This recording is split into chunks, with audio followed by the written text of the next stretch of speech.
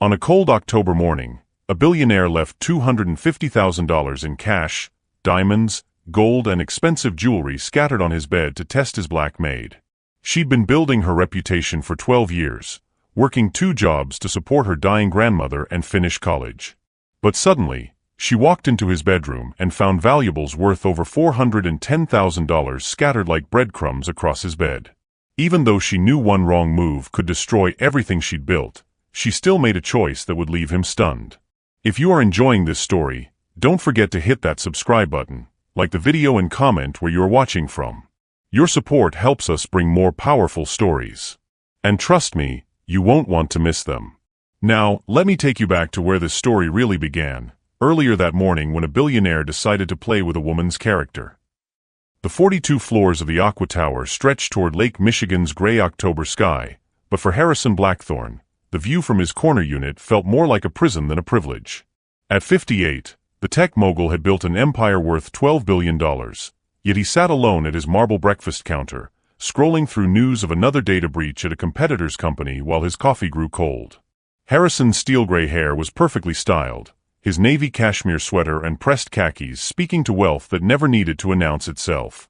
But his blue eyes held a weariness that money couldn't cure.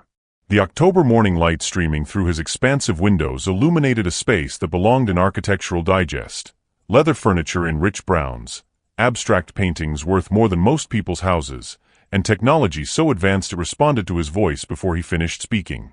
"Good morning, Mr. Blackthorne," came the gentle voice from his smart home system.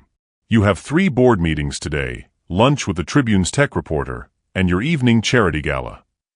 "Cancel lunch," Harrison muttered, not looking up from his tablet where headlines screamed about corporate espionage and employee theft. The story hit too close to home. 6 months ago, his most trusted financial advisor had embezzled $2 million before disappearing to the Cayman Islands. 3 years before that, his head of security had sold company secrets to competitors. Trust no one. The motto had served him well in business, but it had also left him utterly alone. The elevator chimed softly, signaling the arrival of his domestic staff. Harrison glanced at his Rolex, 7:30 a.m., precisely on time. He'd hired Celestial Domestic Services 8 months ago after firing the previous company for what he suspected was theft, though he could never prove it. The new service was different. They ran background checks, had insurance, came highly recommended by other wealthy families in Chicago. But still, he wondered. Always wondering. What would you do, he thought, staring at the city below, if I gave you the chance to take everything? The plan had been forming for weeks. Hidden in his bedroom safe were stacks of $100 bills totaling exactly $250,000, along with diamond earrings worth $50,000, a gold Rolex collection valued at $75,000, and his late mother's emerald necklace appraised at $35,000. Over $410,000 in easily portable wealth. Today, he would scatter it all across his bed and see what happened when temptation met opportunity. 23 miles south, Keisha Washington's alarm had been ringing for exactly 1 minute before she silenced it with a swift tap. 5:15 a.m. came early, but she'd been waking at this hour for 12 years, ever since she'd started working 2 jobs to support her grandmother and put herself through community college. At 34, Keisha moved with the efficient grace of someone who'd learned to make every motion count. Her dark skin glowed with the kind of health that came from walking everywhere and eating home-cooked meals, and her natural hair was pulled back in a practical bun that would survive a full day of cleaning. She chose her outfit carefully each morning. Today, dark jeans that wouldn't show dust, a bright turquoise blouse that made her feel confident, and comfortable sneakers that would carry her through 8 hours on her feet. Her studio apartment in Bronzeville was small but immaculate, every surface scrubbed clean, every object in its designated place. Family photos covered one wall, her late parents at their wedding, her grandmother receiving her nursing degree at 65, Keisha's younger brother Jerome in his army uniform. A small kitchen table doubled as her desk, where accounting textbooks sat stacked beside a calculator and notebooks filled with her careful handwriting. 2 more semesters, she reminded herself as she made coffee in the tiny kitchen. 2 more semesters and you'll have your degree. The previous evening's conversation with her grandmother echoed in her mind. At 82, Nana was still sharp as a tack, but her medications were getting more expensive each month, and her fixed income only stretched so far. "Baby girl," Nana had said, her weathered hands folding Keisha's laundry with practiced precision, "I don't want you working yourself to death for an old woman." "You're not old, Nana. You're vintage," Keisha had replied, the same joke she'd been making for years. But privately, she worried. The part-time bookkeeping job paid well, but it wasn't enough.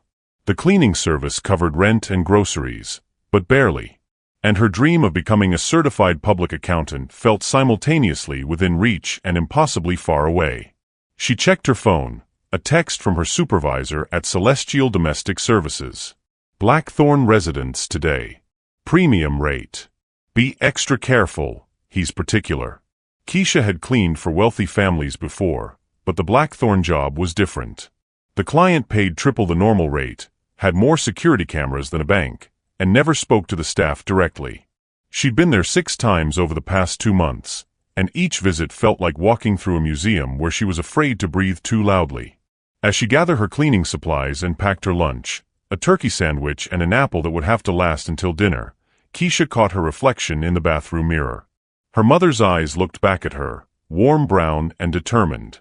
"You raised me right, Mama," she whispered to the reflection. "I won't let you down."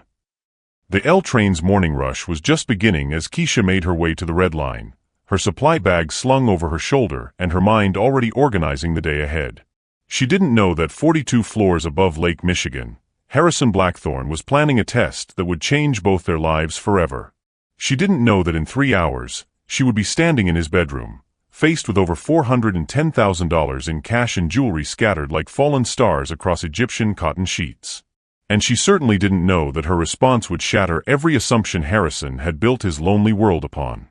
Harrison's hands trembled slightly as he arranged the final piece, his mother's emerald necklace, the one she'd worn to every charity gala until cancer took her 5 years ago. He placed it carefully among the scattered $100 bills, letting the morning sunlight catch the brilliant green stones. The scene across his king-sized bed looked like a pirate's treasure had exploded.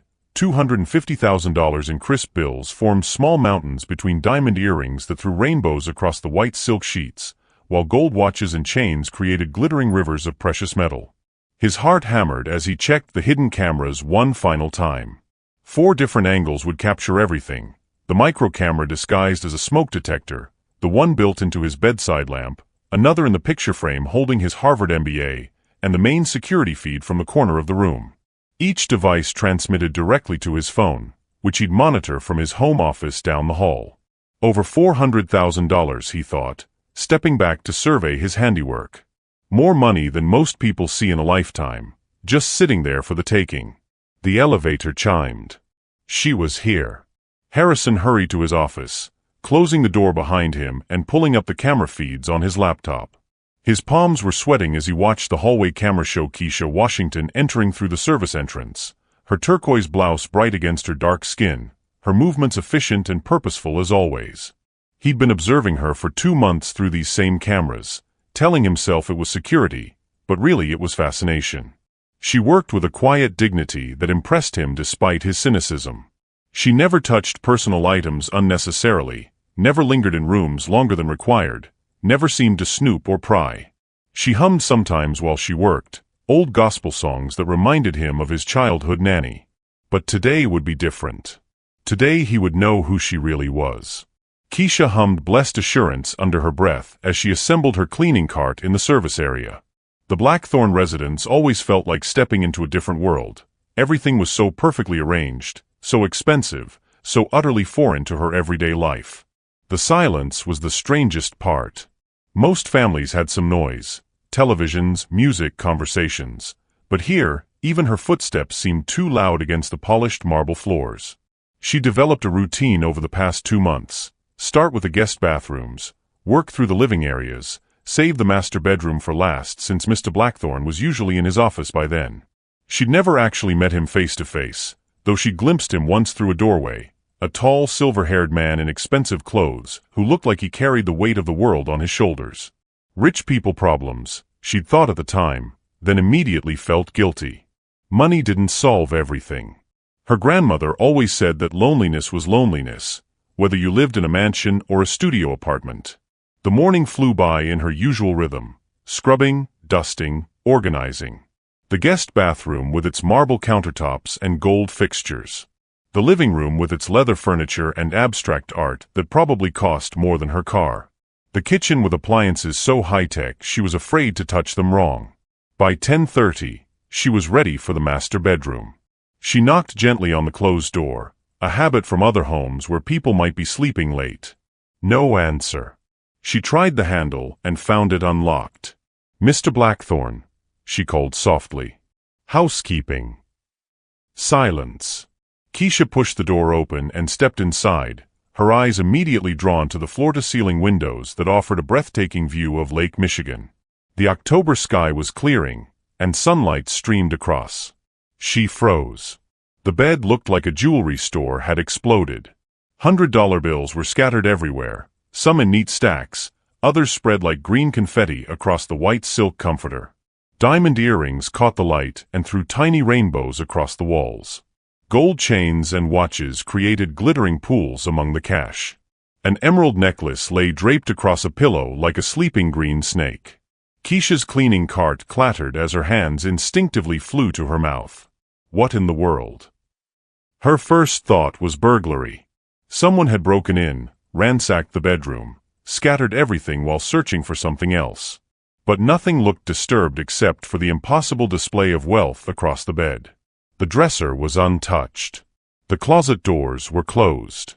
Even the bedside tables looked perfectly arranged. Her second thought was accident. Maybe Mr. Blackthorne had been counting money, organizing jewelry, and something had happened, a phone call, an emergency, that made him leave everything scattered. Her third thought, the one that made her stomach clench with understanding, was the most troubling of all. This is a test. She'd heard stories. Rich people who left money lying around to see if the help would take it. Employers who set traps for domestic workers, then used any theft as an excuse to fire them without severance pay. Her friend Carmen had been accused of stealing a watch that later turned up in the employer's car, but by then Carmen had already been fired and blacklisted from the service.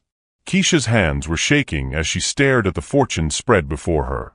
$250,000 in cash alone. She could see the bank bands still wrapped around some of the stacks. More money than she'd earn in 5 years. More money than her grandmother's medical bills for the rest of her life. More money than her remaining tuition and living expenses combined. Her mother's voice echoed in her memory, "Baby girl, your character is what you do when nobody's watching." But somebody was watching. She could feel it, a prickling awareness between her shoulder blades. The smoke detector seemed to stare down at her. The picture frame on the dresser caught her attention. Was that a tiny lens reflecting the light? "He's testing me. He thinks I'm a thief." The realization hit her like a physical blow. After 2 months of careful, respectful work, after going above and beyond to make sure every surface gleamed, after being nothing but professional and courteous, he still saw her as a potential criminal. Because she was black. Because she was poor. Because she cleaned houses for a living. The familiar burn of injustice rose in her chest, the same feeling she'd carried since childhood when teachers assumed she wouldn't be college material, when store clerks followed her through aisles, when people crossed the street rather than walk past her on the sidewalk. Her hands clenched into fists. Harrison watched his laptop screen with the intensity of a hawk studying prey. He could see Keisha's face clearly in the camera feed, could watch every emotion play across her features as she discovered his test. First, shock. Her mouth fell open. Her hand flew to cover it. Understandable. Then confusion. She looked around the room, clearly trying to make sense of what she was seeing. Also reasonable. But then something else crossed her face, something that made Harrison lean closer to the screen. Her expression hardened. Her posture straightened. Her hands, which had been trembling, curled into fists at her sides. She looked angry. Angry? Harrison frowned. That wasn't the reaction he'd expected. Guilt, maybe. Temptation, certainly. Fear of being caught if she took something. But anger? He watched as she stood perfectly still for almost a full minute, staring at the scattered wealth. Her lips were moving. Was she talking to herself? Praying? Planning? Then she did something that made Harrison's blood run cold. She pulled out her phone. "She's calling someone," he realized with a mixture of triumph and disappointment. An accomplice. Someone to help her carry it all away. All his worst suspicions were about to be confirmed. He turned up the audio feed, straining to hear her voice over the apartment's air circulation system. "Hello, is this the Chicago Police Department? I need to report what might be a burglary or something suspicious at my workplace." Harrison's hand froze over his phone. His heart stopped beating for what felt like a full minute. She was calling the police. On him. Tell me in the comments, have you ever been in a situation where someone tested your character without your knowledge? How did it make you feel? Drop your thoughts below and hit that subscribe button for more stories that will make you believe in the power of integrity. Harrison stared at his laptop screen in complete disbelief as Keisha's voice continued through the audio feed. "Yes, I'm at 340 East Randolph Street, the Aqua Tower, Unit 4201. I'm a domestic worker with Celestial Cleaning Services, and I've discovered what appears to be hundreds of thousands of dollars scattered across my employer's bed. It looks like maybe a robbery or some kind of emergency situation." She's really doing this. Harrison's mind reeled. She's actually calling the police because she thinks I'm in danger. His hands flew across his phone's keyboard, pulling up the building's security system. Within minutes, the police would be here. His doorman would send them up. They'd find him perfectly safe in his office while his domestic worker stood in his bedroom reporting what she believed was a crime scene. The humiliation would be complete and public. But watching Keisha pace his bedroom while staying carefully away from the scattered money, Harrison felt something he hadn't experienced in years: shame. Real, bone-deep shame that made his chest tighten and his face burn. "No, sir, I haven't touched anything," Keisha was saying into her phone. "I know better than that. I'm staying right by the door until you arrive." She ended the call and Harrison watched her lean against his bedroom wall, her eyes closed, her chest rising and falling with deep breaths. When she opened her eyes again, they were bright with unshed tears.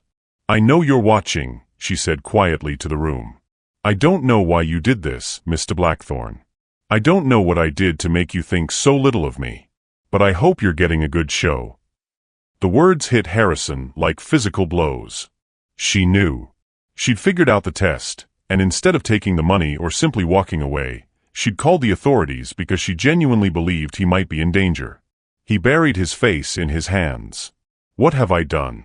Keisha pressed her back against the cool wall and fought to control her breathing.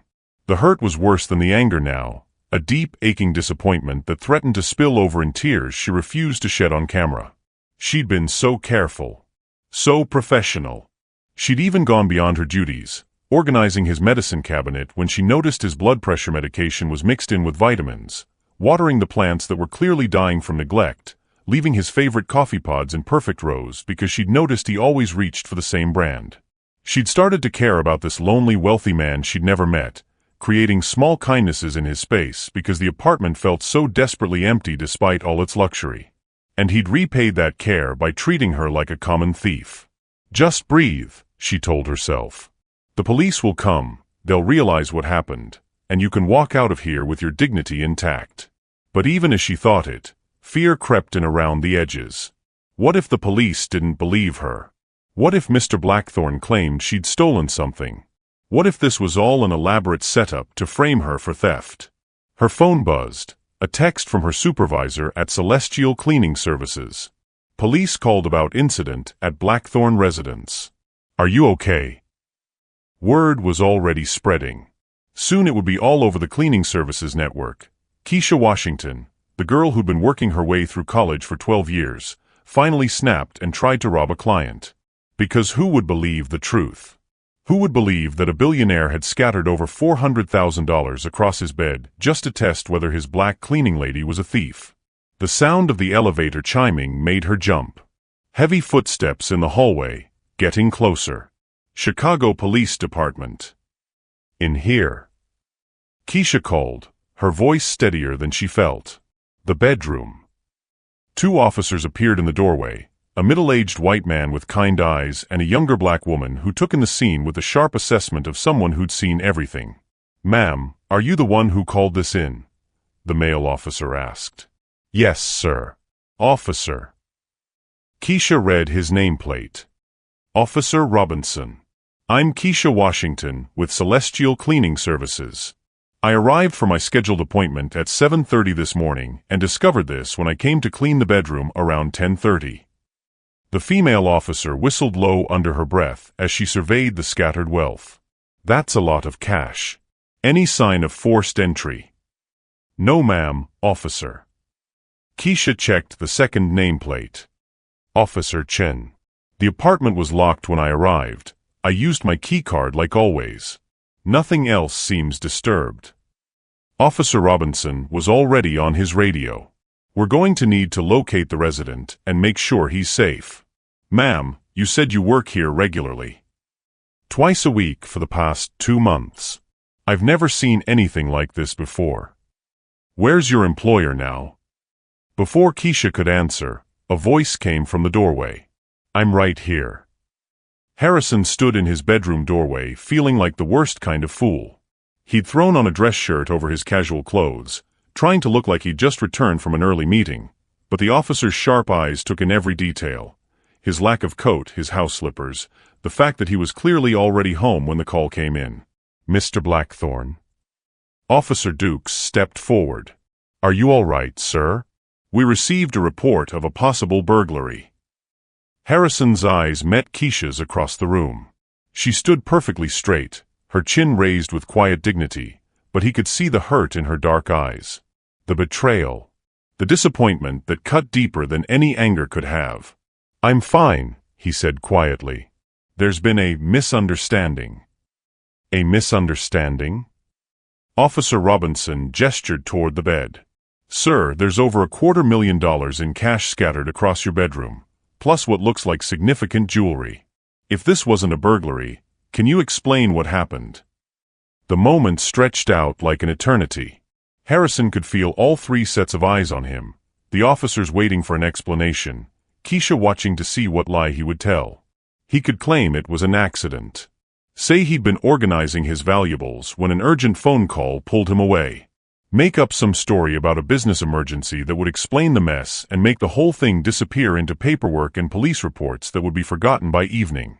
But looking at Keisha's face, seeing the careful mask she wore to hide her pain, Harrison realized he was tired of lies. Tired of tests. Tired of living in a world where trust was something you set traps to discover instead of something you offered freely. Officers, he said slowly, I need to confess something. There was no burglary. I deliberately scattered these items across my bed. Officer Chen's eyebrows shot up. Deliberately? Why would you do that? Harrison's throat felt like sandpaper. I was testing Ms. Washington. I wanted to see what she would do if she found valuable items left unattended. The silence that followed was deafening. Officer Robinson looked disgusted. Officer Dukes shook her head slowly. And Keisha. Keisha closed her eyes as if she'd been slapped. Let me get this straight, Officer Robinson said, his voice carefully controlled. You set up an elaborate test to see if your employee would steal from you, and when she discovered what she thought was evidence of a crime, she immediately called police to report it and make sure you were safe? Yes, Harrison whispered. And you wasted police resources, city time, and traumatized your employee because you couldn't just trust her? Harrison had no answer for that. Officer Dukes turned to Keisha. Ma'am, I'm very sorry this happened to you. You did exactly the right thing calling us. Keisha nodded, but didn't speak. Harrison could see her hands trembling slightly. Mr. Blackthorne, Officer Robinson continued, while what you did isn't technically illegal, it's certainly unethical. You've wasted police time with a false report. I didn't file the report, Harrison said quickly. Ms. Washington did, because she was concerned for my safety. Which makes this even worse, Officer Dukes interjected. This woman was worried about you, tried to help you, and you were treating her like a suspect in your twisted little experiment. The officer's words hit like physical blows, but they were nothing compared to the look on Keisha's face when she finally opened her eyes. The hurt had transformed into something harder, more final. Am I free to go? She asked quietly. Of course, Officer Robinson said gently. Again, we're sorry you were put through this. Keisha nodded and walked toward the door, carefully stepping around the scattered money without looking at any of it. She paused beside Harrison, and for a moment he thought she might say something. Instead, she looked at him with an expression of profound disappointment that cut deeper than any words could have. Then she was gone, her footsteps echoing down the marble hallway until the elevator doors closed with a soft chime.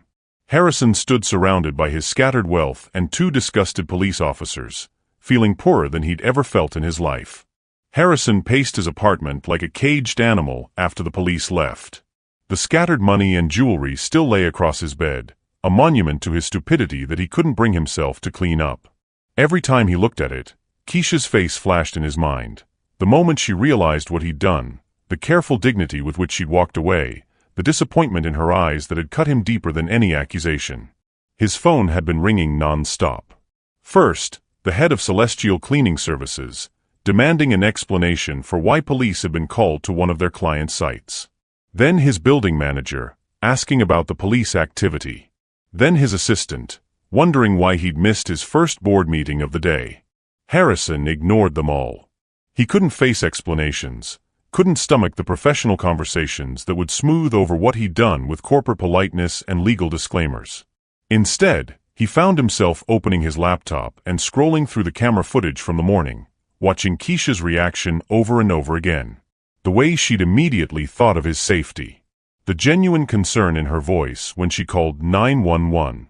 The careful way she'd stayed away from the money, afraid even to accidentally disturb what she thought might be evidence. She protected me, he realized. Even thinking I might be hurt or in danger, her first instinct was to protect me. When had anyone last done that for him? When had anyone looked past his wealth to simply see a human being who might need help? His intercom buzzed. "Mr. Blackthorne," came his doorman's voice. "There's a young woman here to see you. Says she left something behind this morning." Harrison's heart jumped. Send her up. But when the elevator doors opened, it wasn't Keisha who stepped out. It was an elderly black woman with silver hair and kind eyes, wearing a purple coat that had seen better years but was meticulously clean and pressed.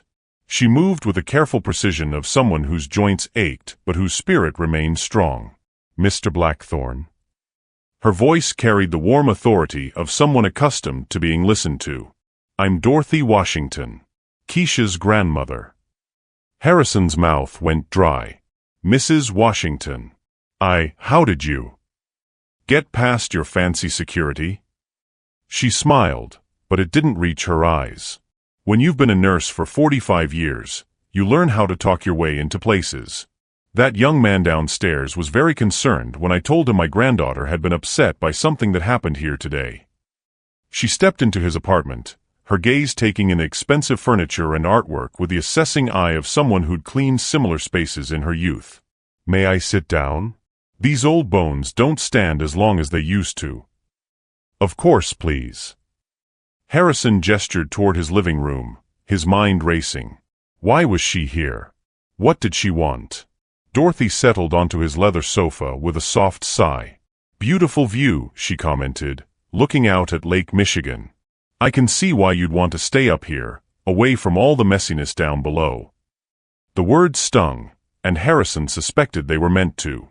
"Mrs. Washington, about what happened today." "Oh, I know exactly what happened today." Her voice remained calm, but steel entered her tone.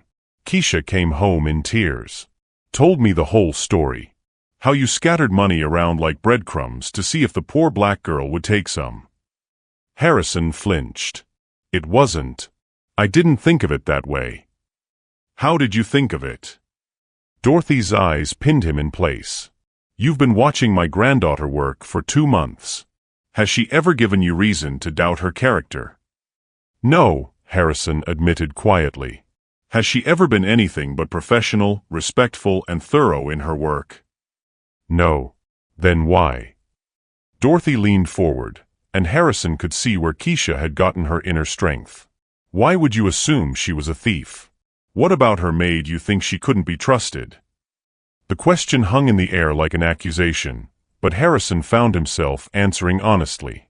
"Because everyone else has betrayed me. My financial advisor stole $2 million. My head of security sold my business secrets. My ex-wife married me for my money and left when she found someone richer. I thought if I could just know for certain that she was like all the rest. Dorothy's voice softened slightly. Mr. Blackthorne, let me tell you something about my granddaughter. When she was 16, she found a wallet on the bus with $300 in it. $300, when we were living on food stamps and her shoes had holes in the bottom. You know what she did? Harrison shook his head. She took that wallet straight to the police station and waited 2 hours to make sure it got back to its owner. When the man came to pick it up, he tried to give her a $20 reward. She wouldn't take it. Said doing the right thing wasn't something you got paid for. The story hit Harrison like a physical blow. He could picture teenage Keisha, probably wearing hand-me-down clothes and patched shoes, choosing integrity over desperate need. That's who she is, Dorothy continued. That's who she's always been. But you couldn't see past her skin color and her job to recognize the treasure right in front of you. You're right, Harrison said quietly. I was wrong. Completely, inexcusably wrong. Dorothy studied his face for a long moment. Being wrong isn't the end of the world, Mr. Blackthorne. Staying wrong is. Before Harrison could ask what she meant, the elevator chimed again. This time, Keisha did step out, her eyes widening in shock when she saw her grandmother sitting on Harrison's sofa. Nana? What are you doing here? She looked between Dorothy and Harrison, confusion and alarm clear on her face. I came to get your cleaning supplies, Dorothy said calmly. You left them behind in your hurry to get out of here. You could have called the service. They would have picked them up. Keisha's voice was tight with embarrassment. You didn't need to come here. Yes, I did. Dorothy stood slowly, her knees creaking audibly. Mr. Blackthorne has something he needs to say to you. Harrison looked at Keisha, seeing her properly for the first time. She'd changed out of her work clothes into a simple yellow dress that brought out the warmth in her dark skin. Her hair was loose around her shoulders, and without the professional mask she wore while working, she looked younger, more vulnerable. Keisha, he began, his voice rough with emotion. I owe you the biggest apology of my life. She crossed her arms over her chest, a protective gesture that made his heart ache. You don't owe me anything, Mr. Blackthorne. I'm just here for my supplies. Please, he said, just let me say this. What I did today was unforgivable. I tested you because I've been hurt before, but that's no excuse. You've been nothing but professional and kind, and I repaid that by treating you like a criminal. I'm sorry. More sorry than I know how to express. Keisha's jaw was tight, but he could see tears threatening at the corners of her eyes. Do you have any idea how it felt? To realize that after 2 months of careful work, of going above and beyond, you still saw me as someone who would steal from you. I know, Harrison said quietly. And I know this doesn't fix it, but I need you to understand something. When you called the police, when you were worried about my safety, no one has cared about my well-being like that in years. Maybe ever. That's not. Keisha shook her head. That's just basic human decency. You don't get points for that. You're right. But you showed me something today that I'd forgotten existed. Real character. Real integrity. The kind of person I wish I could be. Dorothy had been watching this exchange with the sharp eyes of someone reading between the lines. Keisha, baby, your supplies are in the service area? Yes, Nana, but... Mr. Blackthorne, would you mind helping an old woman retrieve her granddaughter's things? These hallways are longer than they look. It was clearly a setup, a way to force them to spend more time together, but Harrison found himself nodding. Of course. The walk to the service area was awkward, filled with the weight of everything unsaid. But as they gathered Keisha's cleaning supplies, the careful organization of her cart, the quality products she used despite working for a company that provided cheaper alternatives, Harrison began to see evidence of the care she'd been putting into her work. You buy your own supplies, he observed, noting the premium glass cleaner and wood polish. The company stuff isn't very good, Keisha said quietly. I like to do things right. The plant's in my living room. They look healthier than when I bought them." She paused in packing her supplies. They were dying. Too much water, not enough light. I just moved them closer to the window and cut back on watering. And my medicine cabinet. Someone organized it. Her cheeks flushed. "I noticed your blood pressure medication was mixed in with vitamins. That can be dangerous if you're in a hurry and grab the wrong bottle." Each small kindness was another weight on Harrison's conscience. She'd been taking care of him in ways he'd never even noticed, and he'd repaid her with suspicion and humiliation. "Why?" he asked suddenly. "Why did you do those things? They weren't part of your job." Keisha was quiet for so long he thought she wouldn't answer. Then, "Because you seemed lonely. Because your apartment is beautiful, but it feels empty. Because I thought maybe if someone cared about the small things, you might feel a little less alone." The words broke something open in Harrison's chest. "And I thanked you by treating you like a thief." "Yes," she said simply. "You did." They stood there in the service area, surrounded by cleaning supplies and the weight of his mistakes, while Dorothy waited in the living room with the patience of someone who understood that some conversations couldn't be rushed. The silence in the service area stretched between them like a chasm. Keisha methodically packed her supplies while Harrison stood watching, both of them aware that Dorothy was waiting in the living room, probably timing this conversation to the second. "There's something else I need to tell you," Harrison said quietly. "About why I did what I did." Keisha didn't look up from her cleaning cart. "You don't owe me your life story, Mr. Blackthorne." "Maybe not. But I think you deserve to understand that this wasn't really about you. It was about me being a coward." Despite herself, Keisha paused in her packing.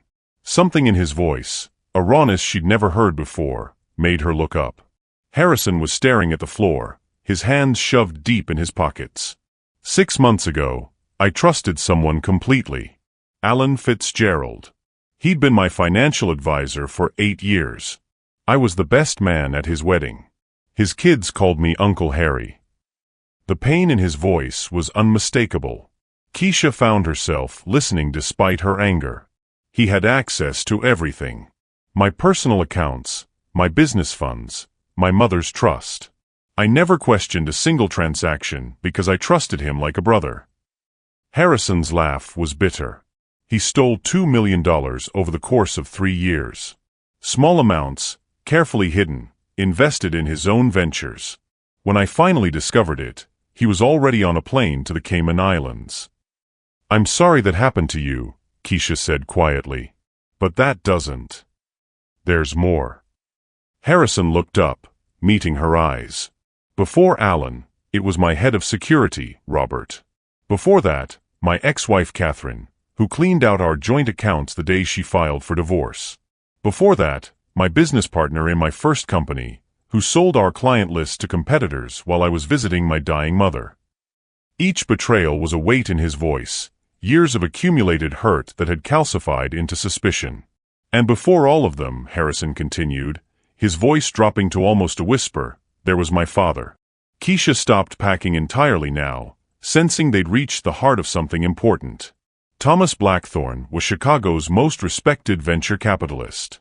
Everyone wanted to be his friend, his business partner, his son-in-law. He taught me that people would always want something from me, that trust was a luxury I couldn't afford. Harrison's hands were shaking slightly.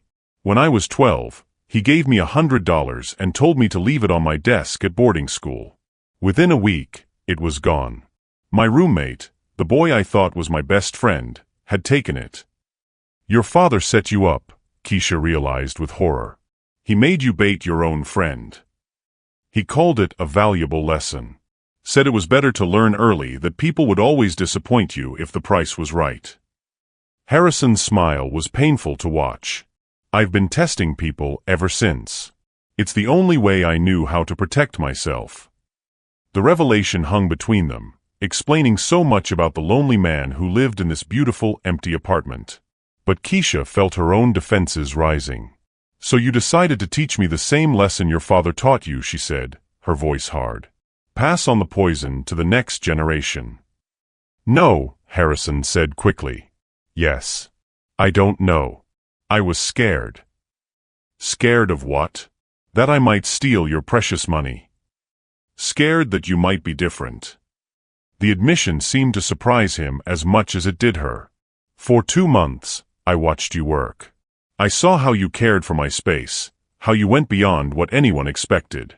You made my apartment feel like a home instead of a museum. And that terrified me. Keisha stared at him. Because if I was genuine, you might have to trust someone again. And if I trusted you and you betrayed me like all the rest. Harrison shrugged helplessly. I thought it would break me completely. The raw honesty in his confession made Keisha's anger waver, but it also stirred something deeper, a recognition of pain that mirrored her own. You want to know about tests, Mr. Blackthorne, she said quietly. Let me tell you about the tests I face every single day. She leaned against her cleaning cart, suddenly looking exhausted. When I walk into a store, I'm tested. Will I steal something? When I apply for jobs, I'm tested. Am I articulate enough, professional enough, non-threatening enough? When I ride the elevator in buildings like this, I'm tested. Do I belong here, or am I casing the place? Harrison winced, but she continued. When I was 15, I got a job at a grocery store. The manager made me empty my pockets at the end of every shift for the first month. Every shift, Mr. Blackthorne. Because apparently being black and teenage automatically made me a suspect. Keisha. I'm not finished. Her voice was steady but fierce. When I started college, professors tested whether I belonged there or if I was just an affirmative action admission. When I got my bookkeeping clients, they tested whether I was smart enough to handle their finances or if they needed to watch me extra carefully. Each example was a small knife, cutting away at Harrison's justifications. So when I walked into your bedroom this morning and saw that money scattered everywhere, I knew exactly what it was. Another test. Another assumption that because of who I am and where I come from, I must be lacking in character. The pain in her voice was overwhelming. Harrison wanted to reach out to her, but the distance between them felt insurmountable. But here's the difference between us, Keisha continued. Every test I've faced has made me more determined to prove my worth. Your tests have made you afraid to see anyone's worth at all. The truth of it hit Harrison like a physical blow. You're right. I'm sorry. I'm so sorry. Sorry doesn't fix this, Keisha said, but her voice had lost some of its edge. Sorry doesn't change the fact that you looked at me and saw a potential thief instead of a human being who was trying to care for you. No, it doesn't, Harrison agreed. But maybe it's a start. They were interrupted by Dorothy's voice from the living room. You two about finished back there? These old ears are picking up some important conversation. Despite everything, Keisha almost smiled. Nana has selective hearing. She can't hear me when I tell her to take her blood pressure medication, but she can hear a whispered conversation from 3 rooms away. She came here for you, Harrison observed. Took on building security and a billionaire to protect her granddaughter. She's been protecting me my whole life. Keisha's voice softened with love. When my parents died in a car accident when I was 8, she took me in without question. Worked double shifts as a nurse to keep us afloat. Went back to school herself at 65 to get her degree because she said I needed to see that it was never too late to better yourself. She sounds remarkable. She is. She's the strongest person I know. Keisha paused. She's also dying. The words fell between them like stones. What? Pancreatic cancer. Diagnosed 3 months ago. Keisha's composure finally cracked, tears spilling over despite her efforts to contain them. The doctors say she has maybe 6 months if the treatments work. Less if they don't. Harrison felt the world shift around him. Oh, Keisha. I'm so sorry. The treatments are experimental. Insurance won't cover them. That's why I work 2 jobs, why I've been taking every extra shift I can get. I need $20,000 for the first round of treatments. She wiped her eyes with the back of her hand. $20,000 that might buy her a few more months to see me graduate, to see me become something more than just another girl from the South Side who cleans houses. The number hit Harrison like a sledgehammer. $20,000. Less than he'd scattered across his bed as a test. Less than he spent on wine in a year. Less than his watch collection cost. An amount that was nothing to him, but everything to her. Keisha. Don't. She held up a hand, reading his expression. Don't you dare offer me money now. Not after what happened today. I won't be your charity case, your way of buying forgiveness. That's not. It is. Her voice was firm. You've already shown me what you think of my character. I won't give you the chance to think I was only nice to you because I wanted something. The irony was devastating. Harrison had tested her honesty with money she desperately needed for the most important thing in her life, and she'd passed without him ever knowing the stakes. How long have you been carrying this? He asked quietly. Since the day I started working for you. Keisha finished packing her supplies with sharp, efficient movements. Every morning I wake up knowing that time is running out. Every night I go to bed calculating how much I earned that day, how much closer I am to having enough. That's what you were testing, Mr. Blackthorne. Not whether I was honest, but whether I was desperate enough to throw away everything I believe in for money that could save the most important person in my world. The weight of what he'd done was crushing. Harrison had accidentally created the perfect test, not of greed, but of character under impossible pressure. And she'd passed so completely that she'd been willing to call the police on his behalf, even thinking he might be in danger. I would have given it all to you, he said quietly. The money, the jewelry, everything. If I'd known. But you didn't know. Keisha met his eyes. You never asked about my life, my struggles, what mattered to me. You only saw what you expected to see. She was right, and they both knew it. Dorothy's voice drifted from the living room again. Keisha, baby, we should get going. Your grandmother needs her medication, and you have that evening job tonight. I'm coming, Nana. Keisha grabbed the handle of her cleaning cart. Goodbye, Mr. Blackthorne. I hope you find whatever it is you're looking for. She started toward the door, but Harrison's voice stopped her. Wait. Please. There's something else you need to know. Keisha paused, but didn't turn around. The money on my bed. It wasn't just any money. Harrison's voice was barely audible. It was the exact amount my father used to test me when I was a child. $250,000. The amount he'd scatter around and tell me to count, to organize, to be responsible for. He said if I could resist temptation with that much money, I could resist anything. Keisha turned slowly, understanding dawning in her eyes. You've been carrying your father's test your whole life, she said quietly. And I passed it on to you. The poison, like you said. Harrison looked broken. But you didn't take the poison, Keisha. You transformed it into something else entirely. Dorothy Washington had watched enough human drama in her 82 years to recognize a turning point when she saw one. From her position on Harrison's leather sofa, she could hear the shift in their voices, less anger, more understanding, and she knew her granddaughter was about to make one of her noble, self-sacrificing decisions if someone didn't intervene. Keisha Marie Washington, she called out, using the full name that had commanded attention since childhood. Bring that man out here and sit down. All this standing around in hallways when there's perfectly good furniture going to waste.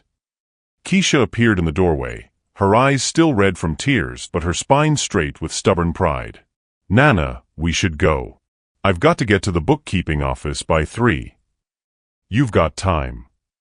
Dorothy patted the sofa beside her with the authority of someone accustomed to being obeyed. Sit. Harrison followed hesitantly, clearly unsure of his welcome in his own living room. Dorothy studied him with the sharp eyes of a woman who'd spent decades reading people in hospital rooms, seeing past what they showed to what they needed. Mr. Blackthorne, you said your father taught you not to trust people. What did your mother teach you? The question caught him off guard. My mother. Every child has 2 parents, even if one overshadows the other. What did she teach you? Harrison sat heavily in the chair across from them, his expression distant with memory. She taught me that everyone deserves kindness, regardless of their station in life. She used to volunteer at soup kitchens, homeless shelters. She'd bring me along sometimes when I was young. And what happened to those lessons? They died with her when I was 26. His voice was quiet with old grief. Cancer. My father said her soft heart was what killed her, that she gave too much of herself to people who didn't deserve it.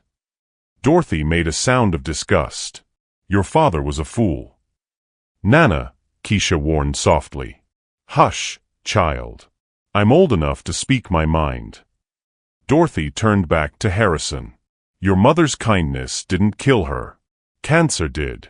But you let your father kill her memory by abandoning everything she taught you. The words hit their target.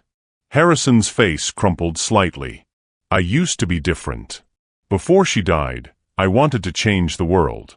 I started my first company to create jobs in underserved communities. I thought technology could bridge gaps, bring opportunity to people who'd been overlooked. What happened to that company?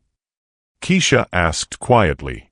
My business partner sold our client database to a competitor for $2 million. The company folded within 6 months.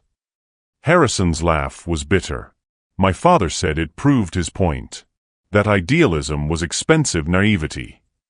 So you became him instead of her, Dorothy observed. Chose cynicism over compassion. It was safer. Was it? Dorothy's voice was gentle but probing. How's that safety working out for you? This beautiful apartment, all this expensive furniture, and you're eating breakfast alone every morning, talking more to computer systems than human beings. Harrison winced at the accuracy of the assessment. Nana, Keisha said softly, you don't have to. Child, this man scattered a fortune on his bed to test your character, and you called the police because you were worried about his safety. You think I don't see what's happening here? Both Harrison and Keisha looked at her with confusion. Dorothy sighed with the patience of someone explaining the obvious to children. You're both wounded. You're both lonely. And you're both too stubborn to admit you might need each other. Mrs. Washington, Harrison began, I understand you're trying to help, but after what I did. What you did was wrong, Dorothy cut him off. But it came from pain, not malice. And what my granddaughter did in response tells me everything I need to know about both of your characters. She turned to Keisha. Baby girl, when was the last time anyone worried about your well-being the way you worried about his today? Keisha opened her mouth to protest, then closed it, her brow furrowing in thought. That's what I thought. Dorothy's voice softened. You've been taking care of everyone else for so long, you've forgotten what it feels like to be cared for. And you, she continued, pointing at Harrison, when was the last time someone went out of their way to make your space feel like home? When was the last time someone noticed you were lonely and tried to fix it without being asked? Harrison thought about the plants Keisha had repositioned, the medication she'd organized, the small kindnesses he'd never acknowledged. You've been caring for each other without realizing it, Dorothy said simply. The question is, what are you going to do about it now? The silence that followed was different from before, less hostile, more contemplative. Outside the windows, Lake Michigan sparkled in the afternoon sun, and somewhere far below, the city continued its relentless pace while 3 people sat in a living room trying to figure out how broken hearts might begin to heal. I don't know how to trust again, Harrison admitted quietly. Every time I've tried, I've been hurt. And I don't know how to let someone help me, Keisha said, her voice barely audible. Every time I've needed help, I've had to earn it or prove I deserved it. Maybe, Dorothy said gently, you can learn together. She stood slowly, her joints protesting audibly. I'm going to make some coffee in that fancy kitchen of yours, Mr. Blackthorne. These old bones need caffeine, and you two need some time to talk without me hovering. Nana, you don't have to. Child, I've been making coffee since before you were born. I think I can handle some buttons and switches. Dorothy made her way toward the kitchen, then paused. Keisha, show him the picture. What picture? Harrison asked after Dorothy disappeared around the corner. Keisha hesitated, then reached into her purse and pulled out her phone. After scrolling for a moment, She handed it to him silently. The photo showed a small, tidy apartment with mismatched furniture and warm lighting. Dorothy sat in a worn armchair, wearing a bright pink headwrap and laughing at something off camera. The joy in her face was infectious, even through the phone screen. "This was last Sunday," Keisha said softly. "She was telling me about the time she accidentally walked into the wrong hospital room and ended up helping deliver a baby. She's got a million stories like that. Times she helped people, made them laugh, made their worst days a little better." Harrison studied the photo, seeing not just Dorothy's radiant smile, but the careful way the small space had been arranged. Every object had purpose, every surface spoke of love and attention. "She looks happy," he said. "She is. Even now, even with the cancer, she finds reasons to laugh every day." Keisha's voice caught slightly. "She says worry is borrowed trouble, and she's too old to be in debt to tomorrow. But you're worrying enough for both of you. Someone has to." Keisha took her phone back, looking at the photo once more before putting it away. "She raised me to believe that family takes care of family, no matter what." "What about friends?" Harrison asked quietly. "Do friends take care of friends?" Keisha looked at him sharply. "We're not friends, Mr. Blackthorne. We're employer and employee. Or we were. Are we?" He leaned forward, his elbows on his knees. "Because friends are honest with each other, even when it's uncomfortable. And you've been more honest with me today than anyone has been in years." "I was angry." "You were real. Do you know how rare that is in my world? Everyone tells me what they think I want to hear, what will keep the money flowing, what will maintain the business relationship." Harrison's voice grew stronger. "But you told me the truth about who I am and what I did. You called me out on my cowardice." "I was hurt," Keisha corrected. "There's a difference." "Is there?" "Because the way I see it, you cared enough to be hurt. You cared enough to be angry. You cared enough to worry about my safety even when you thought I'd betrayed your trust." From the kitchen came the sound of Dorothy humming an old spiritual while she worked, the melody floating through the apartment like a blessing. "I did care," Keisha admitted quietly. "I do care. Even after everything, I hate that you're so lonely. I hate that your father taught you to see enemies everywhere. I hate that you've never had someone love you without wanting something in return." The admission hung between them, vulnerable and honest. "And I hate that you've been carrying the weight of your grandmother's illness alone," Harrison said. "I hate that you work 2 jobs and still worry it won't be enough. I hate that someone with your strength and compassion has to fight so hard just to survive." They looked at each other across the space between their chairs, seeing each other clearly for the first time. "So what do we do?" Keisha asked. "How do we move forward from here?" Before Harrison could answer, Dorothy returned with a tray bearing 3 cups of coffee and a plate of cookies she'd somehow produced from his barren kitchen. "Simple," she said, setting the tray on the coffee table. "You start by sharing a meal like civilized human beings. Then you figure out the rest one day at a time." She handed them each a cup, the coffee perfectly prepared despite the unfamiliar equipment. "How did you?" Harrison began. "Child, I've been making coffee for 82 years. Fancy machines don't scare me." Dorothy settled back onto the sofa with her own cup. "Now, let's talk about what comes next. Have you ever found unexpected friendship in the most unlikely circumstances? What does it mean to truly care for someone, even when they've hurt you? Share your thoughts in the comments, and don't forget to subscribe for more stories about the healing power of genuine human connection. The afternoon had taken on an almost surreal quality. 3 unlikely people sharing coffee and conversation in a billionaire's living room, the weight of the morning's events slowly transforming into something that resembled the beginning of understanding. Harrison found himself laughing, actually laughing, as Dorothy told stories about her nursing career, while Keisha gradually relaxed, her defensive walls lowering as she watched her grandmother work her particular magic on a lonely man who clearly needed it. Then Harrison's phone rang. He glanced at the screen and his expression immediately darkened. "I'm sorry, I need to take this. It's my lawyer." "Harrison." The voice was crisp, professional, and loud enough that both women could hear it clearly. "We have a serious problem. I just got off the phone with someone from the Tribune. They're running a story about police being called to your residence this morning. Something about you testing your domestic staff with planted money." The blood drained from Harrison's face. How did they? Police scanners, Harrison. The Tribune monitors them religiously. They're calling it a story about wealthy privilege and racial profiling. The headline is going to be "Tech Billionaire's Twisted Test: How the Rich Humiliate Their Help." Keisha's coffee cup rattled against its saucer as she set it down with shaking hands.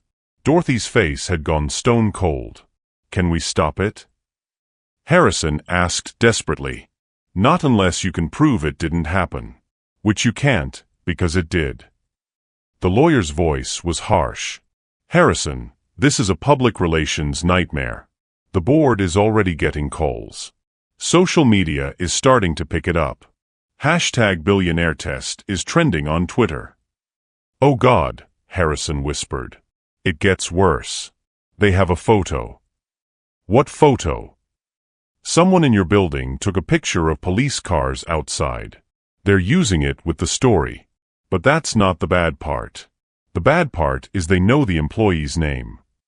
Harrison's eyes flew to Keisha, who had gone completely pale. "How?" "Police report is public record. Keisha Washington, age 34, of Bronzeville.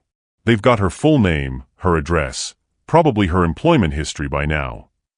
Keisha stood abruptly, her chair scraping against the hardwood floor. "No. No, no, no." "Keisha," Harrison started, "do you understand what this means?" Her voice was rising with panic. "My name is going to be in the newspaper connected to this story.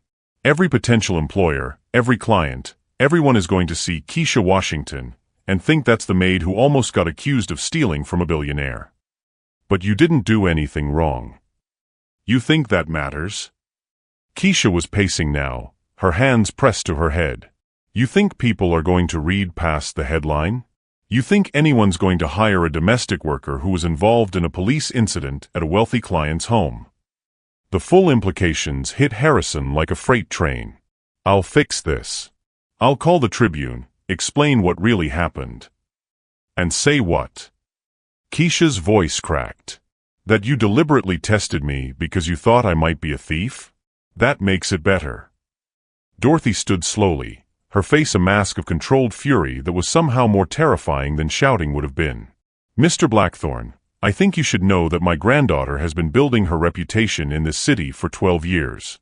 12 years of impeccable references, of going above and beyond, of building trust with clients who recommend her to their friends. Mrs. Washington." "I'm not finished." Dorothy's voice could have cut glass. "She has been saving every penny for my medical treatments while building toward a career as an accountant. She takes night classes, maintains a perfect GPA, and works with small business owners who trust her with their financial records." The weight of what he'd destroyed was becoming clear. "I didn't think." "No, you didn't think." Keisha had stopped pacing and was staring out at Lake Michigan, her shoulders rigid. "You didn't think about how this would affect my life, my career, my future. You were so busy protecting yourself from imaginary betrayal that you destroyed a real person's reputation." Harrison's phone rang again. "Same lawyer." "Don't answer it," Keisha said quietly. "I have to." "Don't you dare answer that phone." She turned to face him, and the pain in her eyes was devastating. "I can't listen to any more details about how my life is being destroyed so you can manage your public relations crisis." But Harrison was already answering. "Yes. It's getting worse. Social media has picked up the story. #BlackMaid test is trending now. There are calls for boycotts of your companies. The charity gala tonight, the organizers are asking if you're still planning to attend." Keisha made a sound like she'd been struck. "A charity gala? You're worried about a charity gala?" "Keisha, please. What charity?" Her voice was dangerously quiet. Harrison's lawyer was still talking in his ear, but Harrison was watching Keisha's face and realizing he was about to make everything infinitely worse. It's It's the Chicago Cancer Research Foundation annual fundraiser. The silence that followed was deafening. Cancer research, Keisha repeated slowly. You're going to a cancer research fundraiser tonight. While my grandmother is dying of cancer because we can't afford experimental treatments. I can explain. The irony is just. Keisha started laughing, but it was the kind of laughter that comes right before a complete breakdown. You'll spend thousands of dollars tonight on a fancy dinner to fund research that might help people like my Nana in 20 years, but you couldn't see past your own prejudice to help the person right in front of you. Harrison. The lawyer's voice was tinny through the phone speaker. Are you there? I have to go, Harrison said into the phone and hung up. But when he looked up, Keisha was already grabbing her purse. Where are you going? Home. To start figuring out how to rebuild my life after you've destroyed it. She kissed her grandmother's cheek. Come on, Nana. We're leaving. Baby girl, Dorothy said gently, maybe we should. Then you figure out the rest one day at a time. She handed them each a cup, the coffee perfectly prepared despite the unfamiliar equipment. How did you? Harrison began. Child, I've been making coffee for 82 years. Fancy machines don't scare me. Dorothy settled back onto the sofa with her own cup. Now, let's talk about what comes next. Have you ever found unexpected friendship in the most unlikely circumstances? What does it mean to truly care for someone, even when they've hurt you? Share your thoughts in the comments, and don't forget to subscribe for more stories about the healing power of genuine human connection. The afternoon had taken on an almost surreal quality. 3 unlikely people sharing coffee and conversation in a billionaire's living room, the weight of the morning's events slowly transforming into something that resembled the beginning of understanding. Harrison found himself laughing, actually laughing, as Dorothy told stories about her nursing career, while Keisha gradually relaxed, her defensive walls lowering as she watched her grandmother work her particular magic on a lonely man who clearly needed it. Then Harrison's phone rang. He glanced at the screen and his expression immediately darkened. I'm sorry, I need to take this. It's my lawyer. Harrison. The voice was crisp, professional, and loud enough that both women could hear it clearly. We have a serious problem. I just got off the phone with someone from the Tribune. They're running a story about police being called to your residence this morning. Something about you testing your domestic staff with planted money. The blood drained from Harrison's face. How did they? Police scanners, Harrison. The Tribune monitors them religiously. They're calling it a story about wealthy privilege and racial profiling. The headline is going to be Tech Billionaire's Twisted Test, How the Rich Humiliate Their Help. Keisha's coffee cup rattled against its saucer as she set it down with shaking hands. Dorothy's face had gone stone cold. Can we stop it? Harrison asked desperately. Not unless you can prove it didn't happen. Which you can't, because it did. The lawyer's voice was harsh. Harrison, this is a public relations nightmare. The board is already getting calls.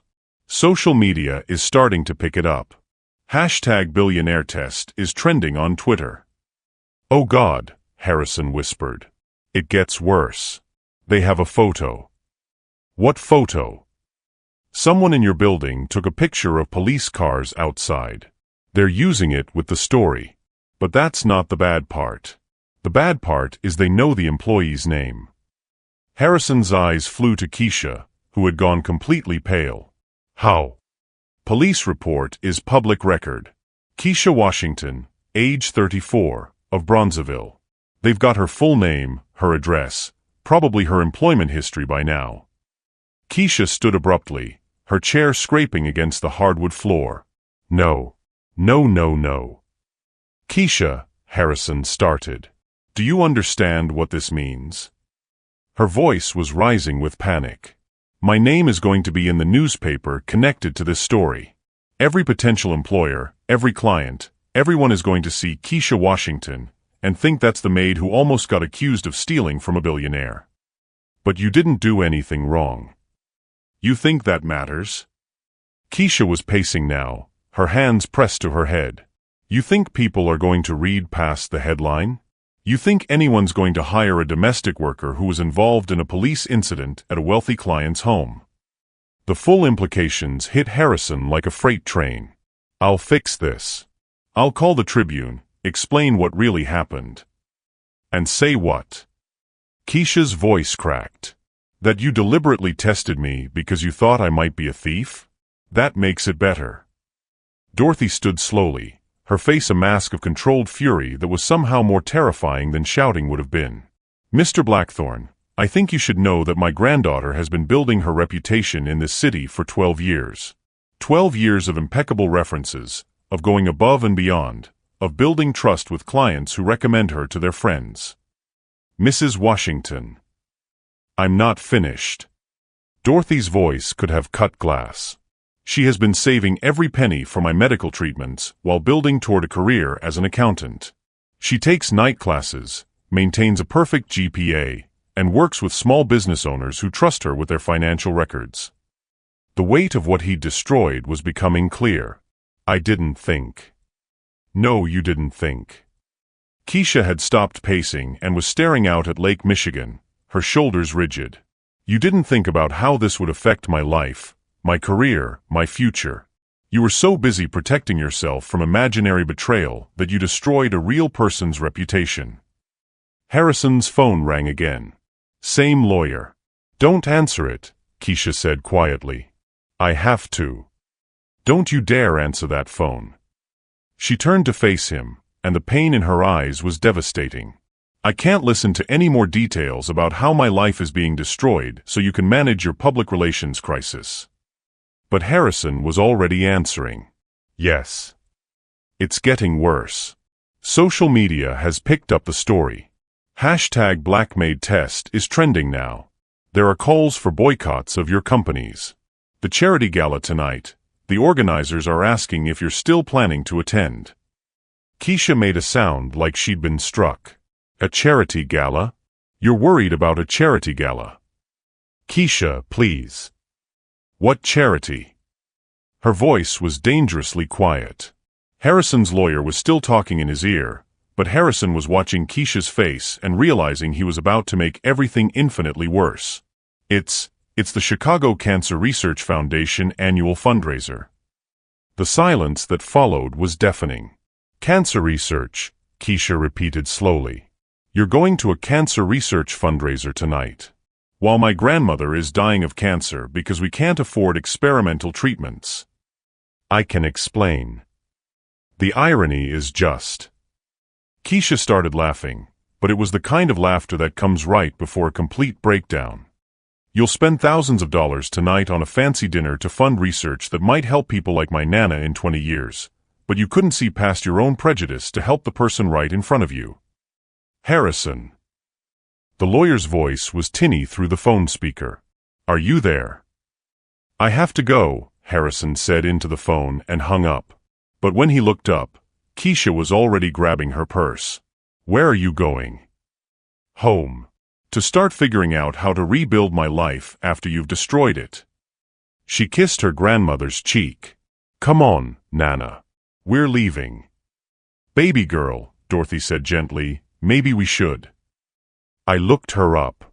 Keisha Washington has a 4.0 GPA in accounting at City College. She's been on the dean's list for 3 years. She volunteers at a literacy program on weekends. This man destroyed the reputation of someone who's been nothing but excellent her entire life. Harrison's hands were shaking as he read it. 4.0 GPA. Dean's list. Volunteer work on top of 2 jobs and caring for a dying grandmother. While he'd been testing her character, she'd been demonstrating it every single day. His phone rang again. This time it was his assistant. Mr. Blackthorne? I have Margaret from the Cancer Foundation on hold. She wants to know if you're planning to make your usual donation tonight. The pledge amount is $50,000 for the research fund. $50,000. More than twice what Keisha needed for her grandmother's treatments.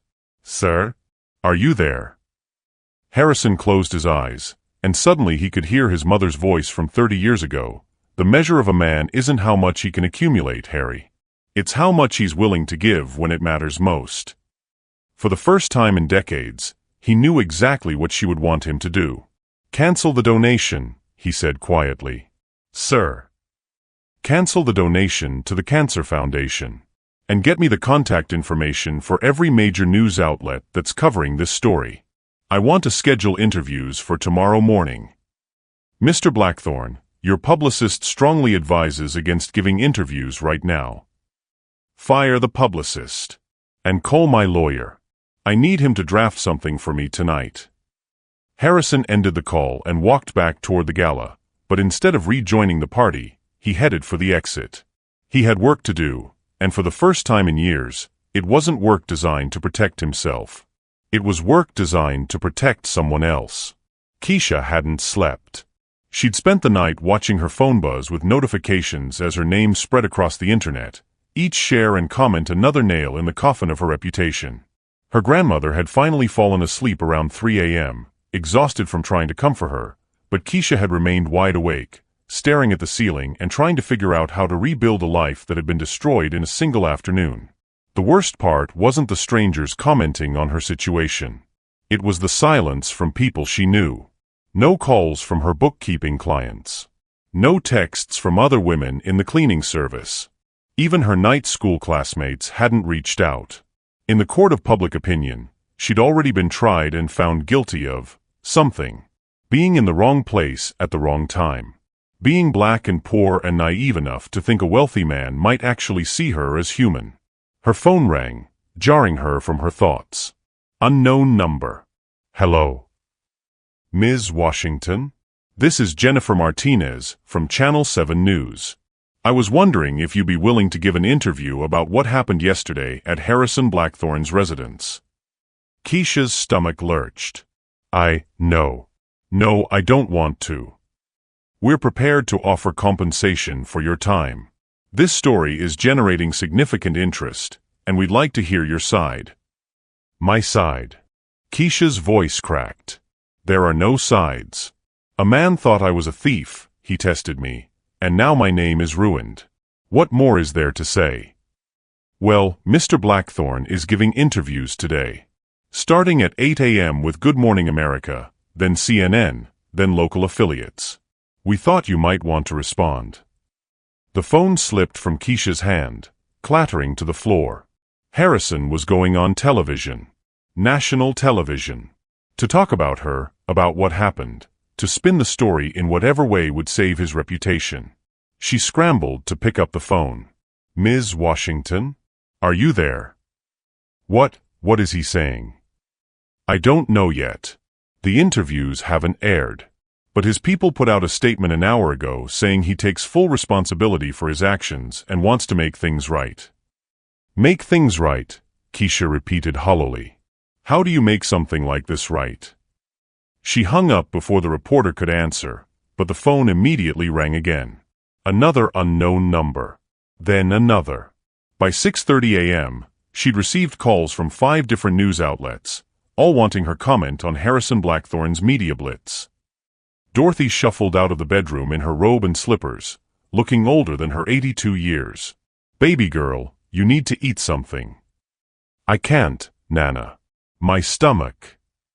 Keisha gestured helplessly at her phone, which was buzzing again. What are all these calls? Reporters. "Harrison is giving interviews today. About me. About what happened." Dorothy's face hardened. "Turn off that phone." "But what if?" "Turn it off. Right now." Dorothy's voice carried the authority of someone who'd survived 8 decades of crises. Whatever he's going to say, you hearing about it from reporters isn't going to help anyone.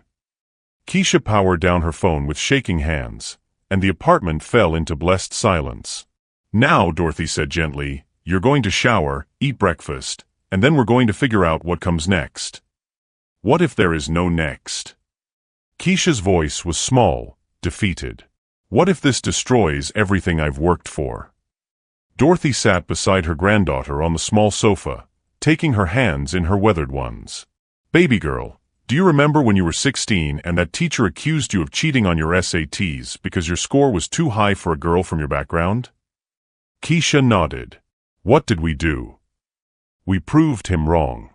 I took the test again, scored even higher. And when that employer said you were too young and inexperienced for the bookkeeping job, I showed him my portfolio, demonstrated my skills, worked twice as hard as anyone else. Every time someone has underestimated you, dismissed you, or tried to tear you down, what have you done? Keisha met her grandmother's eyes. I proved them wrong. That's right. You proved them wrong by being excellent, by being undeniable, by showing up every single day and doing the work, even when people made it harder than it needed to be. Dorothy's voice grew stronger.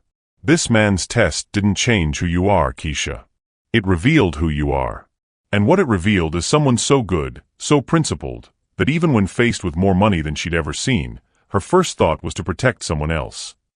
But my reputation will be rebuilt the same way you built it the first time. One day, one client, one perfect job at a time. Dorothy squeezed her hands. The people who matter will see through this noise to the truth. And the people who don't see it weren't worth your time anyway. Keisha felt tears start again, but these were different. Not the tears of defeat she'd been crying all night, but tears of recognition. Her grandmother was right. She'd overcome prejudice and doubt before. She could do it again. Now, Dorothy said, standing slowly, go shower. Whatever that man is about to say on television, you're going to face it clean-fed and with your head held high. As Keisha headed toward the bathroom, Dorothy called after her. And baby girl? Turn your phone back on at noon. Whatever happens this morning, you'll want to hear it from the source, not from strangers. Harrison sat across from Robin Roberts in the GMA studio, his palms sweating despite the cold air conditioning. He'd flown to New York at 5 a.m., his lawyer and newly hired crisis communications specialist trailing behind him with briefing documents he'd refused to read. I don't want talking points, he'd told them on the plane. I want to tell the truth. The truth is legally dangerous, his lawyer had warned. It opens you up to discrimination lawsuits, civil rights violations. Good, Harrison had replied. Maybe I deserve to be sued. Now, sitting under the studio lights with Robin Roberts' kind but probing gaze focused on him, Harrison felt the weight of what he was about to do. This wasn't damage control. This was confession. Mr. Blackthorne, Robin began, you've asked to come on national television to address what happened with your employee, Keisha Washington. Tell us in your own words what you did and why. Harrison looked directly into the camera, knowing that somewhere, Keisha might be watching. I committed a profound act of cruelty disguised as caution, he said simply. I scattered over $400,000 in cash and jewelry across my bedroom to test whether Keisha Washington would steal from me. It was wrong. It was racist. And it was cowardly. Robin's eyebrows rose slightly. This wasn't the defensive explanation most public figures gave when caught in scandals. You're calling your own actions racist? Yes. Because that's what they were. Harrison's voice grew stronger. I had no reason to suspect Ms. Washington of dishonesty. In 2 months of employment, she had been nothing but professional, respectful, and trustworthy. But I looked at a black woman who cleaned houses and saw a potential thief instead of the remarkable person she actually is. Tell us about Ms. Washington. What kind of employee was she? Harrison's expression softened. She was extraordinary. She went far beyond her job requirements, organizing my medication when she noticed it was mixed up, repositioning plants that were dying, creating small kindnesses throughout my home. She treated my space with more care than I did. And yet you still felt the need to test her? Because I'm broken, Harrison said simply. I've been betrayed by people I trusted, and instead of healing from that pain, I let it poison me. I turned into the kind of person who sees enemies everywhere, who tests instead of trusts, who hurts innocent people rather than risk being hurt again. Robin leaned forward. What was Ms. Washington's reaction when she discovered the money?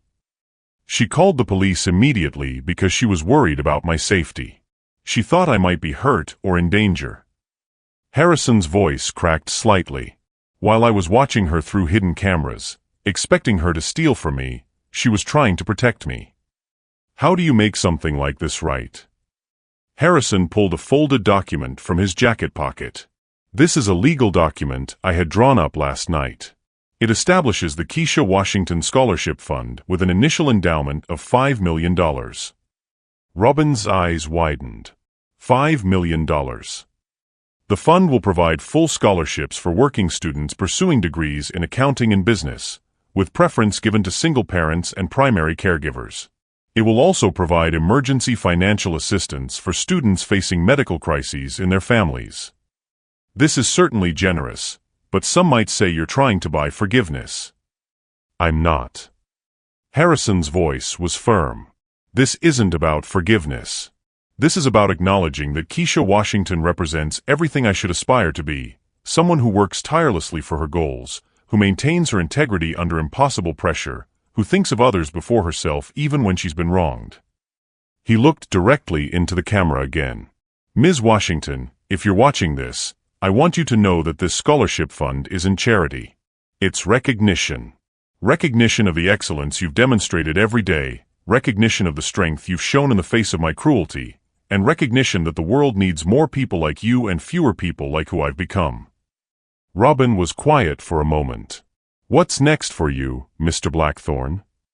I'm stepping down from active leadership of my companies. I'm liquidating a significant portion of my assets to fund organizations that fight workplace discrimination and support working families. And I'm entering therapy to address the trauma and prejudice that led me to hurt an innocent person. And Ms. Washington? Have you spoken to her? No. And I don't expect to. I've caused her enough pain. The best thing I can do for her now is get out of her way and let her rebuilding begin. Harrison's voice was heavy with regret. But I hope someday she'll know that meeting her, even under these circumstances, reminded me of who I used to be and who I might still become. The interview continued for another 10 minutes, but the damage was done, to Harrison's reputation, his business relationships, his standing in Chicago society. He'd just committed professional suicide on national television. And for the first time in years, he felt like he could breathe. Keisha sat in her grandmother's worn armchair, the small television turned to a news channel that was replaying clips from Harrison's morning interviews. She'd watched the Good Morning America segment twice, the CNN interview once, and a local Chicago news piece that had aired 20 minutes ago.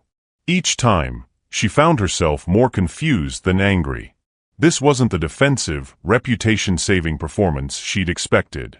This was something else entirely, a public dismantling of his own character, a confession that laid bare every ugly truth about what he'd done and why. $5 million, Dorothy said from the kitchen, where she was making lunch despite Keisha's protests that she wasn't hungry. For a scholarship fund in your name. It's not about the money, Nana. I know it's not, baby girl.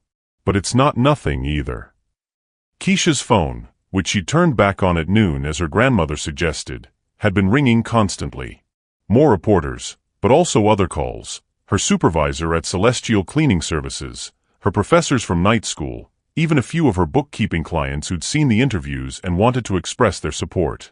The narrative was shifting. Where yesterday's headlines had painted her as a victim of wealthy prejudice, today's stories were focusing on Harrison's unprecedented public accountability and the woman whose character had inspired such dramatic self-reflection.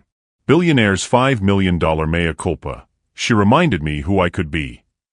The cleaning lady who changed a cynical heart. From test to testament, how one woman's integrity inspired a fortune's redemption.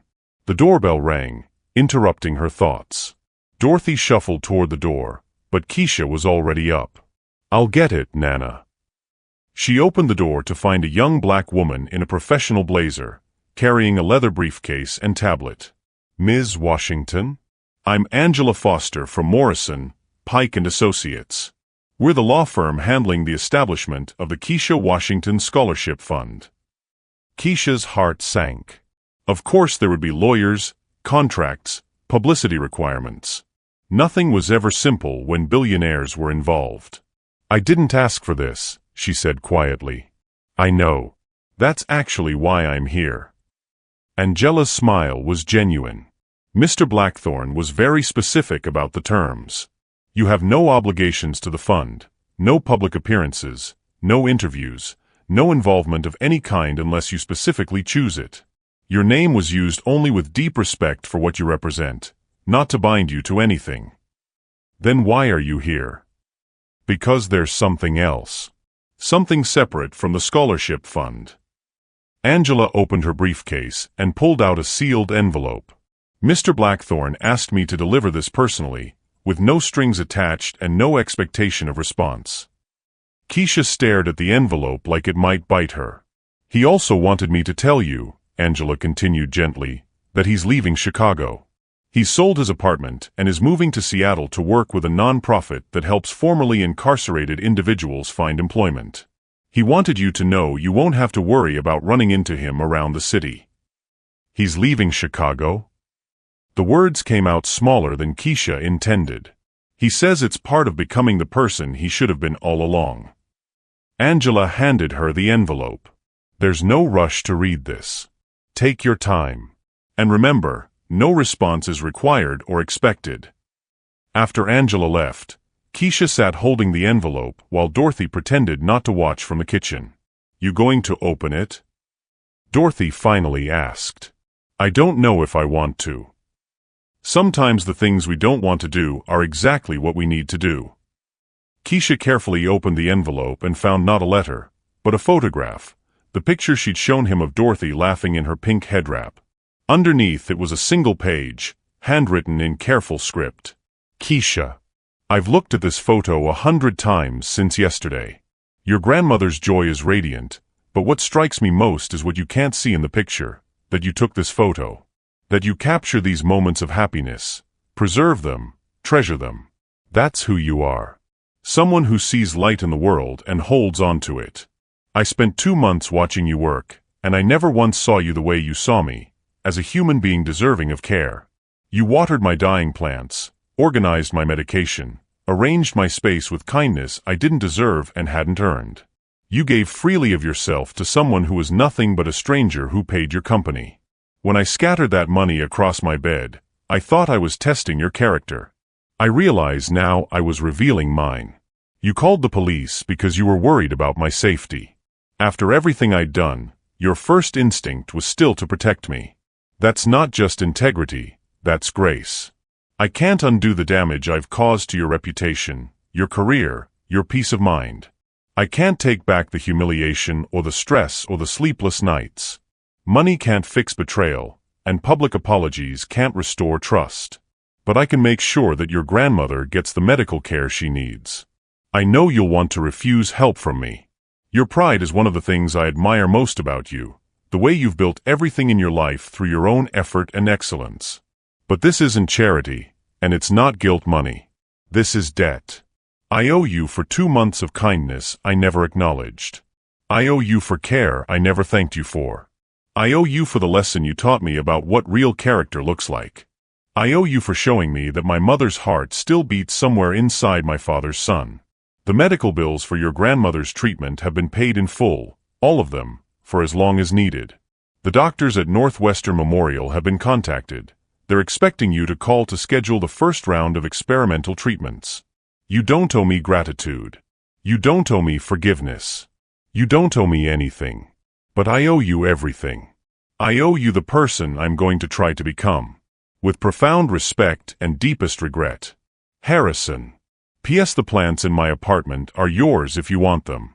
They'll thrive better in a home where someone actually cares. Keisha read the letter 3 times before the words fully sank in. Then she looked at the photograph of her grandmother's laughing face and started crying. Not the defeated tears of the past 24 hours, but tears of relief so profound they shook her entire body. Baby girl. Dorothy appeared beside the chair, her hand gentle on Keisha's shoulder. Nana, Keisha managed through her tears, he paid for your treatments. All of them. Dorothy was quiet for a long moment, taking the letter from Keisha's trembling hands and reading it carefully. This man, she said finally, is not the same man who scattered money on his bed yesterday. No, Keisha agreed, wiping her eyes. He's not. The question is, what are you going to do about it? Keisha looked up at her grandmother. What do you mean? I mean that man just gave you the gift of your grandmother's life, asked for nothing in return, and is leaving town so you never have to see him again. That's either the most generous act of contrition I've ever seen, or what? Dorothy's smile was knowing. Or a man falling in love and not knowing how to say it. Nana. Keisha's cheeks flushed. It's not, he doesn't, we're not. Baby girl, I've been watching people fall in love for 82 years. I know what it looks like when someone realizes they've found the person who makes them want to be better. Even if that were true, which it's not, it doesn't matter. Too much has happened. There's too much hurt. Is there? Dorothy settled into her chair with a thoughtful expression. Let me ask you something. Yesterday, when you realized what he'd done, what hurt more, that he'd tested you, or that he'd never really seen you? Keisha considered the question. That he'd never seen me. That after 2 months of caring for his space, trying to make him feel less alone, he still looked at me and saw a potential thief. And now. Keisha looked at the letter again, at the careful handwriting that spoke of time and thought and genuine reflection. Now he sees me so clearly it's almost scary. And how does that feel? Before Keisha could answer, her phone rang. She glanced at the screen and frowned. It's Northwestern Memorial. The Cancer Center. Answer it, Dorothy said gently. Hello. Ms. Washington? This is Dr. Patricia Kim from the Oncology Department at Northwestern Memorial. We have your grandmother Dorothy Washington scheduled for a consultation regarding experimental pancreatic cancer treatments. Yes, but we've had a cancellation in our schedule. Could you bring her in this afternoon? The sooner we begin treatment, the better her prognosis. Keisha met her grandmother's eyes, seeing hope and fear warring in the weathered face she loved more than life itself.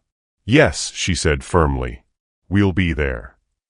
3 hours later, Keisha sat in a hospital waiting room while her grandmother underwent preliminary testing for the experimental treatment protocol.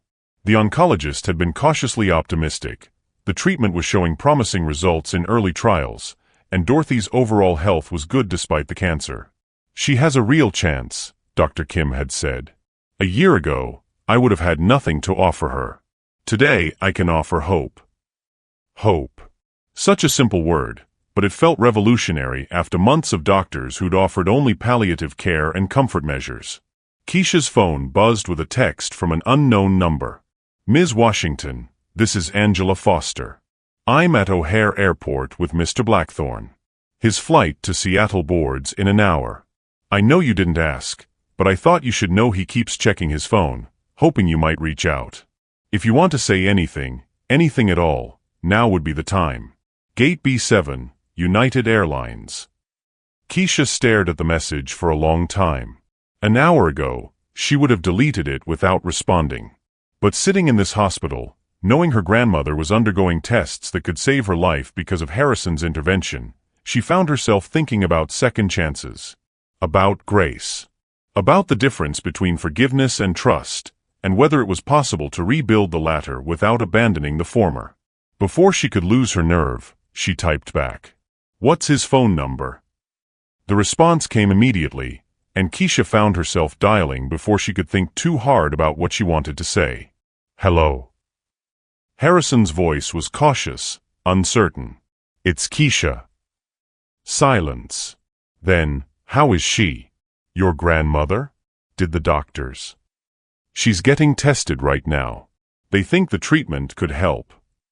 Keisha's voice was steady, controlled. They think she might have a real chance. Thank God. The relief in his voice was palpable. Keisha, I don't. She cut him off gently. Don't apologize again. Don't explain.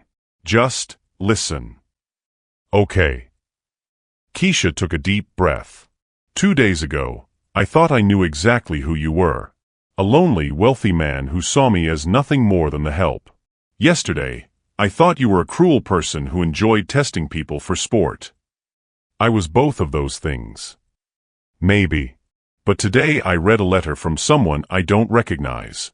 Someone who sees me clearly enough to know that pride would make me want to refuse help, but love for my grandmother would make me accept it.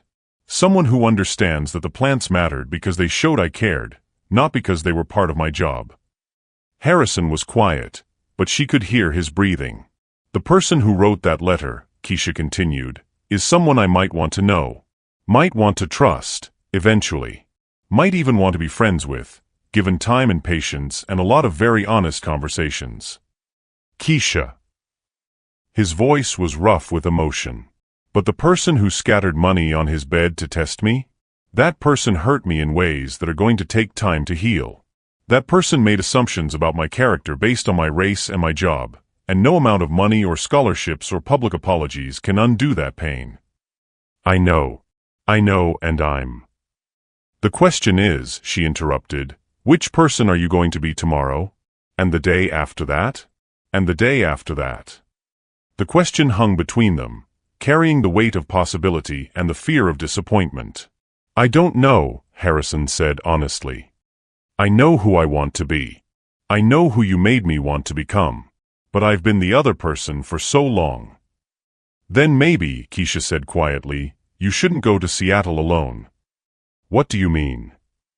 I mean maybe the person you want to become needs witnesses. People who knew who you were before, who can call you out when you start slipping back into old patterns. People who have reason to hold you accountable. Are you saying?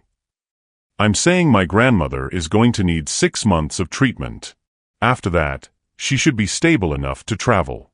And I'm saying Seattle has accounting firms, and I hear there are good schools there for finishing degrees. The silence stretched so long that Keisha thought the call might have dropped. Harrison. You would do that? After everything I've done? Not for you, Keisha said firmly. For me. Because running away from what happened doesn't heal it. Because I want to see if the person who wrote that letter is real, or if he was just a beautiful fiction you created to make yourself feel better. And if he's real? Keisha smiled, thinking of her grandmother's words about second chances and the power of witnessing someone's transformation. Then maybe we'll become the kind of friends who tell each other hard truths and help each other be better. Maybe we'll build something based on mutual respect instead of tests and assumptions. And if he's not real? If I disappoint you again? Then I'll have learned something important about forgiveness, and you'll have learned something important about consequences. Either way, we'll both be wiser. Harrison was quiet for another long moment. There's something else, he said finally.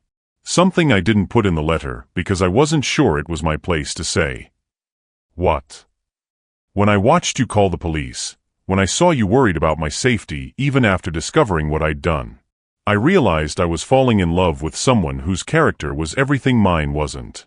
Someone who responded to cruelty with compassion, to suspicion with care, to betrayal with grace. Keisha's breath caught. Harrison. I'm not asking you to love me back, he said quickly. I'm not asking for anything. I just needed you to know that what I felt wasn't pity or guilt or some savior complex. It was recognition. Like my heart finally remembered what it was supposed to be looking for. The words hung between them, honest and vulnerable and terrifying in their simplicity. That's a lot to process, Keisha said quietly. I know. I'm sorry, I shouldn't have. No, you should have. Because if we're going to try to be friends, real friends, we need to be honest about what we're feeling. All of it. Even the complicated parts. So what happens now? Keisha looked through the waiting room window at the Chicago skyline, the city lights beginning to twinkle in the gathering dusk. Now you get on your plane to Seattle. You start your new job, find an apartment, begin therapy, become the person you want to be. And in 6 months, when Nana's treatments are finished, maybe we'll join you. Maybe we'll see if the friendship we're both hoping for is possible. 6 months, Harrison repeated. 6 months. No calls, no texts, no checking up on us. Use the time to prove to yourself that you can change without an audience, without external motivation. If you can become a better man for yourself, then maybe you can be a better friend to me. And after 6 months? After 6 months, we'll see. Maybe we'll discover that some bridges can be rebuilt stronger than they were before. Maybe we'll find out that love, friendship love, family love, maybe even romantic love, isn't about testing each other's character. What's it about? Keisha smiled, thinking of her grandmother's radiant laughter, of the plants Harrison had noticed her caring for, of the unexpected ways people could surprise each other when given the chance. It's about seeing each other clearly and choosing to stay anyway. It's about building something together that's stronger than what either of us could create alone. The boarding announcement echoed in the background of Harrison's call. "That's my flight," he said. "Then go." And Harrison. "Yes. Thank you. For seeing me. For saving her. For becoming someone worthy of a second chance. Thank you for giving me one." After she hung up, Keisha sat in the hospital waiting room and thought about the strange winding path that had brought her to this moment. 48 hours ago, she'd been a cleaning lady worried about paying for her grandmother's medical care. Now she was a woman whose name was associated with integrity, whose story had inspired a scholarship fund, whose grandmother had real hope for recovery. And maybe, just maybe, she was someone on the verge of a friendship that could teach them both what it meant to love without limits or conditions. Dorothy emerged from the testing area with Dr. Kim, both women smiling.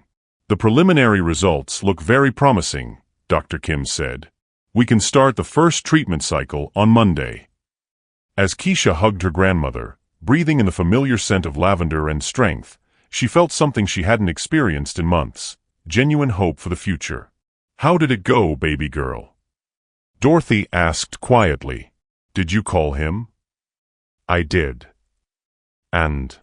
Keisha smiled, looking out at the city lights of Chicago, the place that had tested her character in ways she'd never imagined but had ultimately revealed strengths she didn't know she possessed. "And we're going to see what happens when two broken people decide to heal together instead of apart." Dorothy squeezed her hand. "Now that sounds like a love story worth waiting for."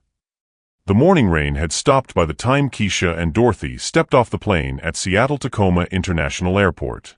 6 months of experimental treatment had worked better than anyone had dared hope. Dorothy's cancer was in remission, her energy was returning, and her doctors had cleared her for travel and a new adventure.